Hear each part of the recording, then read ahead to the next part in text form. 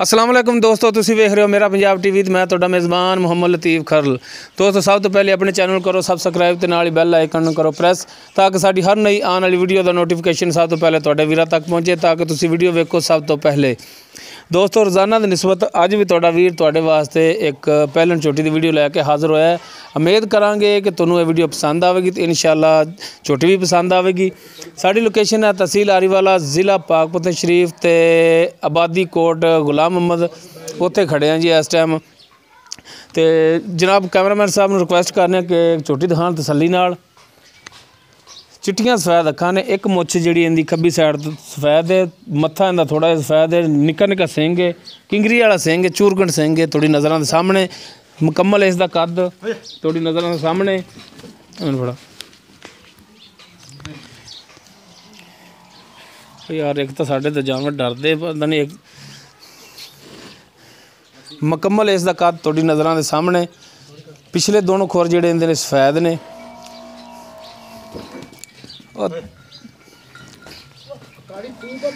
थण माशाअल्लाह पूरियां मुठां ते पूरियां विरलां ते तुहाडे नज़रां दे सामने। मुकम्मल इसदा पुट्ठा हर एक चीज़ तुहानूं तसल्ली नाल दिखावांगे। माड़ा टोर ला बई टोर ला, कुछ नहीं हुंदा। लो जी माशाअल्लाह टुरन दे विच भी इहदा मसला नहीं हैगा।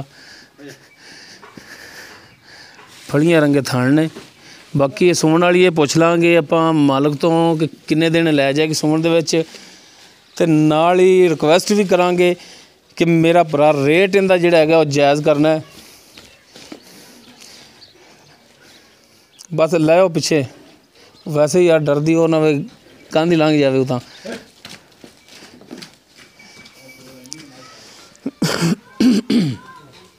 बांध लो इत्थे।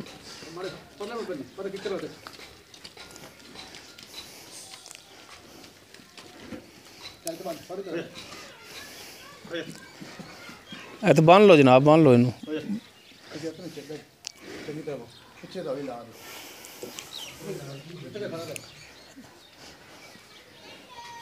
साढ़े कोल टीके टूके कोनी ते डर ना कर्मा वालिए।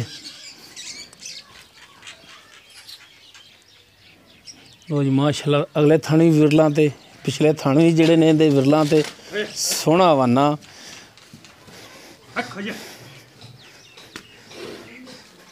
कर्मा वालिए खलो जा ना मारना नहीं दा, जानवर नूं मारी दा नहीं दा।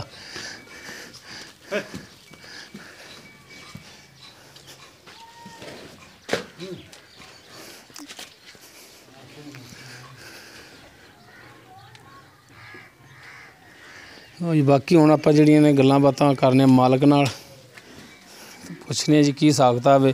आओ जी जनाब। अस्सलाम वालेकुम। वालेकुम सलाम। की हाल चाल ने जनाब? ठीक ठाक, तबीयतां सेहतां ठीक ने? शुक्र है रब दा जी, नीयतां भी ठीक ने? सारा कुछ ठीक है जी। चलो माशाअल्लाह बड़ी गल। ते ऐन माड़ा जा मूँह रख मेरा भरा, ए जिहड़ा बंदा फड़ी खड़ा ना कैमरा, इधर नूं निगाह रखनी। ठीक है जी, ठीक है ना, आसे पासे निगाह नहीं ले जानी। ठीक है जी। गल्लां जिहड़ियां करनियां ने वो किह जिहियां करनियां ने, सच्चियां के सच्चियां सच्चियां बिल्कुल जी, खरा झूठियां सौदा वाला अपना। खरियां गल्लां करनियां ने, सच्चियां करनियां ने। आपां जान देनी अल्लाह ताला नूं। बिल्कुल जी। ठीक है ना, ते कल नूं देनेदार ना होइए किसी गल दे विच। हाँ जी अपनी जिहड़ी झोटी है जैनवन पहला सुबह सोनी। बिल्कुल जी, घर दी कट्टी पाली। अच्छा कट्टी पाली है, ये अगों खरीद करके ले सो या कोई अपनी नस्ल दे विचों रखी है? ये नस्ल दे विचों रखी हुई है। ते इहदी मां किधर गई? वो सेल करती सी पिछले साल। अच्छा वो सेल करती सी। हाँ, सही हो गया। ते हुण सुमन दे विच किन्ने कुछ दिन लै जाएगी? ये 15 दिन लै जाएगी जी हले तक। हाली 15 दिन होर लै जाएगी? 18 तरीक तक इहदे दिन पूरे हो जाण दे, 17 तक 18 तक। अच्छा यानी कि 10 कुछ दिन लैगी होर लै तरीक वार लिखी पी है। 15 दिन हले तक इहदे पै ने। 15 दिन पै ने हाली सूण दे विच। सूण दे विच पै। ये भी हो सकदा कि पहले सूप पवे। हाँ जी बिल्कुल, तरीक बाद विच फिर अगे पिछे हो सकदा। एक सही हो बिना गया। कतिया एक बतिया। अच्छा इहदी मां सी जेहड़ी ਉਹ किन्ने साल तुसीं रखी है? ਉਹ ਅਸੀਂ 3 ਸਾਲ ਰੱਖੀ ਸੀ ਜੀ। ਉਹਦਾ ਕੋਈ ਦੁੱਧ ਦਾ ਹਿਸਾਬ? ਉਹਦਾ ਦੁੱਧ ਹੈਗਾ ਸੀ ਤਕਰੀਬਨ 17-18 ਲੀਟਰ, 2 ਟਾਈਮਾਂ ਦਾ। 2 ਟਾਈਮਾਂ ਦਾ? 2 ਟਾਈਮਾਂ ਮੁਕੰਮਲ ਦੁੱਧ ਨਿਚੋੜ? ਮੁਕੰਮਲ। ਬੱਚੇ ਨੂੰ ਛੱਡਤੇ ਸੀ ਉਹਨੇ ਤੇ 15 ਸਿਰ ਚੋਂਦੇ ਰਹੇ ਜੀ। ਸਹੀ ਹੋ ਗਿਆ। ਇਹ ਚੁੰਗਦੀ ਜਨਮਨ ਗੱਲ ਇਹਨਾਂ ਹਾਂਜੀ ਆ ਚੁੰਗਦੀ ਰਹੀ ਹੁੰਦੀ। ਬਾਕੀ ਹੁਣ ਇਹਦਾ ਕੋਈ ਹੈ ਅੰਦਾਜ਼ਾ ਕਿੰਨਾ ਕੁ ਦੁੱਧ ਕਰੇਗੀ ਇਹ ਵੀ ਆਦੀ ਮਾਂ ਤਰ੍ਹਾਂ ਦੁੱਧ ਕਰੇਗੀ।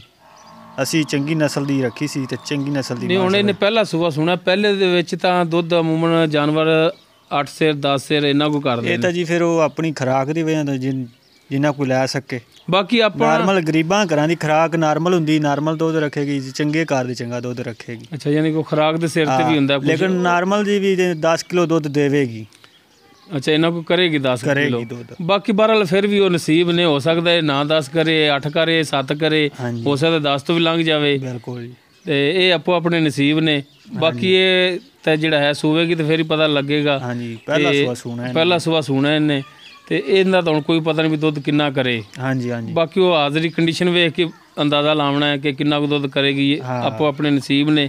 ਤੇ ਮੇਰਾ ਭਰਾ ਇਹਦਾ ਜਿਹੜਾ ਰੇਟ ਹੈ ਹਾਂਜੀ ਉਹ ਵੇਚਣ ਵਾਲਾ ਕਰਨਾ ਹੈ ਜਾਂ ਆਪਾਂ ਸਿਰਫ ਮੱਝ ਵਹਾਉਣ ਵਾਲਾ ਕਰਨਾ ਹੈ?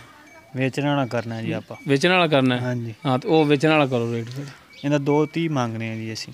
2,30,000। ਹਾਂਜੀ ਇਹਦੇ ਵਿੱਚ ਅਗਰ ਕੋਈ ਭਰਾ ਕਵੇ ਕਿ ਯਾਰ ਅਸੀਂ ਸਫ਼ਰ ਤੋਂ ਆਉਣਾ, ਸਾਨੂੰ ਕਿਰਾਇਆ ਪੈਂਦਾ, ਚੋਖਾ ਕਿਰਾਇਆ ਪੈਂਦਾ ਹੈ, ਹਾਂਜੀ ਹਾਂਜੀ ਕੋਈ ਮਿਹਰਬਾਨੀ ਕਰੋ ਤੇ ਕੋਈ ਇਹਦੇ ਵਿੱਚ ਕਰੋਗੇ ਤੁਸੀਂ ਪਿਆਰ ਮੁਹੱਬਤ? ਕਰ ਲਵਾਂਗੇ ਜੀ।